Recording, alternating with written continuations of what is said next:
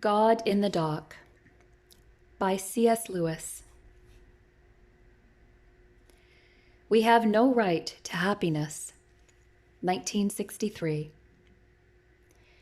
After all, said Claire, they had a right to happiness. We were discussing something that once happened in our own neighborhood. Mr. A had deserted Mrs. A and got his divorce in order to marry Mrs. B, who had likewise got her divorce in order to marry Mr. A. And there was certainly no doubt that Mr. A and Mrs. B were very much in love with one another. If they continued to be in love, and if nothing went wrong with their health or their income, they might reasonably expect to be very happy.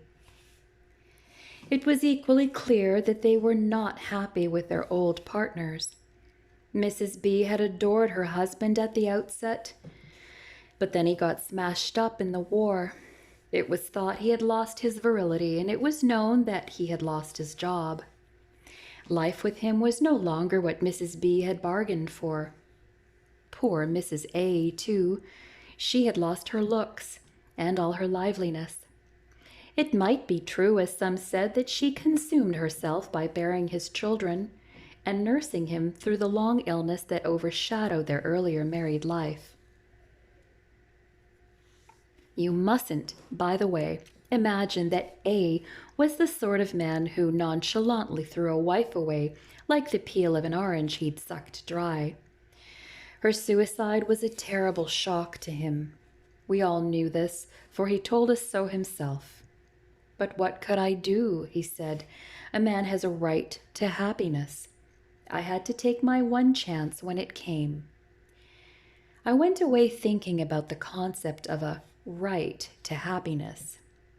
At first, this sounds to me as odd as the right to good luck, for I believe, whatever one school of moralists may say, that we depend for a very great deal of our happiness or misery on circumstances outside all human control. A right to happiness doesn't, for me, make much more sense than a right to be 6 feet tall, or to have a millionaire for your father, or to get good weather whenever you want to have a picnic. I can understand a right as a freedom guaranteed me by the laws of the society I live in. Thus, I have a right to travel along the public roads because society gives me that freedom. That's what we mean by calling the roads public. I can also understand a right as a claim guaranteed me by the laws and correlative to an obligation on someone else's part. If I have a right to receive 100 pounds from you, this is another way of saying that you have a duty to pay me 100 pounds. If the laws allow Mr. A to desert his wife and seduce his neighbor's wife, then by definition Mr. A has a legal right to do so. And we need to bring in no talk about happiness. But of course, that was not what Claire meant. She meant that he had not only a legal, but a moral right to act as he did. In other words, Claire is, or would be if she thought it out, a classical moralist after the style of Thomas Aquinas, Grotius, Hooker, and Locke. She believes that behind the laws of the state, there is a natural law. I agree with her. I hold this conception to be basic to all civilization. Without it, the actual laws of the state become an absolute, as in Hegel. They cannot be criticized because there is no norm against which they should be judged. The ancestry of Claire's maxim, "They have a right to happiness," is august, in words that are cherished by all civilized men, but especially by Americans. It has been laid down that one of the rights of man is a right to the pursuit of happiness. And now we get to the real point. What did the writers of that august declaration mean? It is quite certain what they did not mean, They did not mean that man was entitled to pursue happiness by any and every means, including, say, murder, rape, robbery, treason, and fraud. No society could be built on such a basis. They meant to pursue happiness by all lawful means, that is, by all means which the law of nature eternally sanctions, and which the laws of the nation shall sanction. Admittedly, this seems at first to reduce their maxim to the tautology that men, in pursuit of happiness, have a right to do whatever they have a right to do. But tautologies, seen against their proper historical context, are not always barren tautologies. The Declaration is primarily a denial of the political principles which long governed Europe, a challenge flung down to the Austrian and Russian empires, to England before the Reform Bills, to Bourbon France. It demands that whatever means of pursuing happiness are lawful for any should be lawful for all, that man, not men of some particular caste, class, status, or religion, should be free to use them. In a century when this is being unsaid by nation after nation and party after party, let us not call it a barren tautology. But the question as to what means are lawful, what methods of pursuing happiness are either morally permissible by the law of nature or should be declared legally permissible by the legislature of a particular nation, remains exactly where it did. And on that question, I disagree with Claire. I don't think it is obvious that people have the unlimited right to happiness which she suggests. For one thing, I believe that Claire, when she says happiness, means simply and solely sexual happiness, partly because women like Claire never use the word happiness in any other sense, but also because I never heard Claire talk about the right to any other kind. She was rather leftist in her politics and would have been scandalized if anyone had defended the actions of a ruthless man-eating tycoon on the ground that his happiness consisted in making money and he was pursuing his happiness. She was also a rabid teetotaler. I never heard her excuse an alcoholic because he was happy when he was drunk. A good many of Claire's friends, and especially her female friends, often felt, I've heard them say so, that their own happiness would be perceptibly increased by boxing her ears. I very much doubt if this would have brought her theory of a right to happiness into play. Claire, in fact, is doing what the whole Western world seems to me to have been doing for the last 40-odd years.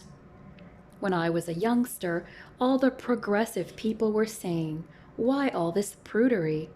Let us treat sex just as we treat all our other impulses." I was simple-minded enough to believe they meant what they said. I have since discovered that they meant exactly the opposite. They meant that sex was to be treated as no other impulse in our nature has ever been treated by civilized people. All the others, we admit, have to be bridled. Absolute obedience to your instinct for self-preservation is what we call cowardice.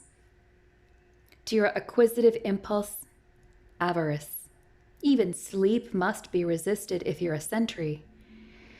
But every unkindness and breach of faith seems to be condoned, provided that the object aimed at is 4 bare legs in a bed. It is like having a morality in which stealing fruit is considered wrong unless you steal nectarines. And if you protest against this view, you are usually met with chatter about the legitimacy and beauty and sanctity of sex and accused of harboring some Puritan prejudice against it as something disreputable or shameful. I deny the charge. Foam-born Venus, golden Aphrodite, Our Lady of Cyprus, I never breathed a word against you. If I object to boys who steal my nectarines, must I be supposed to disapprove of nectarines in general, or even of boys in general? It might, be stealing that I disapproved of. The real situation is skillfully concealed by saying that the question of Mr. A's right to desert his wife is one of sexual morality. Robbing an orchard is not an offense against some special morality called fruit morality. It is an offense against honesty. Mr. A's action is an offense against good faith, two solemn promises against gratitude towards one to whom he was deeply indebted, and against common humanity. Our sexual impulses are thus being put in a position of preposterous privilege. The sexual motive is taken to condone all sorts of behaviors which, if it had any other end in view, would be condemned as merciless, treacherous, and unjust. Now, though I see no good reason for giving sex this privilege, I think I see a strong cause. It is this. It is part of the nature of a strong erotic passion, as distinct from a transient fit of appetite, that it makes more towering promises than any other emotion. No doubt, all our desires make promises, but not so impulsively or impressively. To be in love involves the almost irresistible conviction that one will go on being in love until one dies, and that possession of the beloved will confer not merely frequent ecstasies, but settled, fruitful, deep-rooted, lifelong happiness. Hence, all seems to be at stake. If we miss this chance, we shall have lived in vain. At the very thought of such doom, we sink into fathomless depths of self-pity. Unfortunately, these promises are found often to be quite untrue.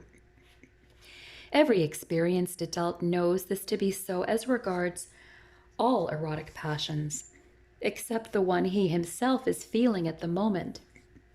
We discount the world without and pretensions of our friends' amours easily enough. We know that such things sometimes last and sometimes don't. And when they do last, this is not because they promised at the outset to do so. When two people achieve lasting happiness, this is not solely because they are great lovers, but because they are also, I must put it crudely, good people, controlled, loyal, fair-minded, mutually adaptable people. If we establish a right to sexual happiness, which supersedes all the ordinary rules of behavior, we do so not because of what our passion shows itself to be in experience, but because of what it professes to be while we are in the grip of it. Hence, while the bad behavior is real and works miseries and degradations, the happiness which was the object of the behavior turns out again and again to be illusory. Everyone, except Mr. A and Mrs. B, knows that Mr. A in a year or two may have the same reason for deserting his new wife as for deserting his old. He will feel again that all is at stake. He will see himself again as the great lover, and his pity for himself will exclude all pity for the woman. Two further points remain. One is this: a society in which conjugal infidelity is tolerated must always be in the long run a society adverse to women. Women, whatever a few male songs and satires may say to the contrary, are more naturally monogamous than men. It is a biological necessity.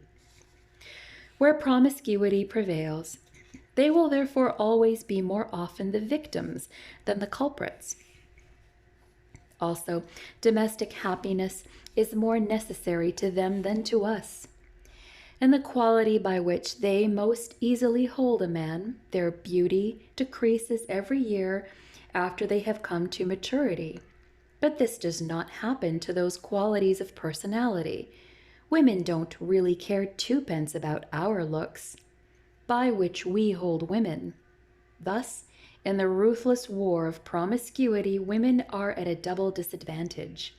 They play for higher stakes and are also more likely to lose.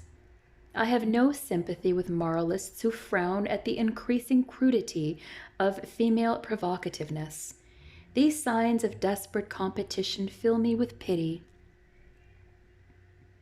Secondly, though the right to happiness is chiefly claimed for the sexual impulse, it seems to me impossible that the matter should stay there.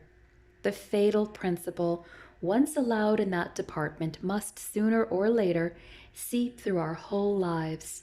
We thus advance towards a state of society in which not only each man, but every impulse in each man claims carte blanche. And then, though our technological skill may help us survive a little longer, our civilization will have died at heart and will, one dare not even add, unfortunately, be swept away.